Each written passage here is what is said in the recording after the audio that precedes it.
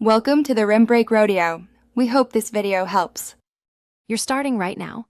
Place the Apple Watch on its charger and make sure the charger is connected to power. Once charging, press and hold the side button to show the power reserve message. This wakes the minimal circuitry.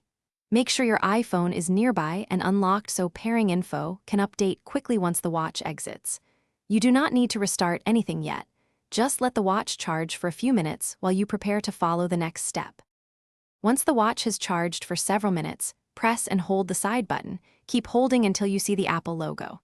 This takes longer than a normal wake. Be patient and hold a firm, steady press.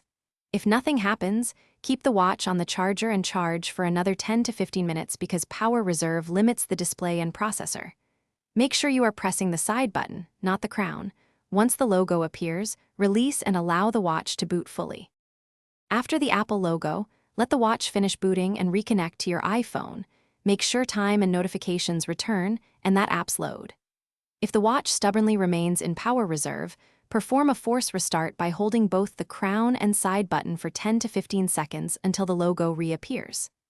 If that still fails, continue charging and try again, but don't attempt battery surgery. Instead, contact Apple support or visit a service.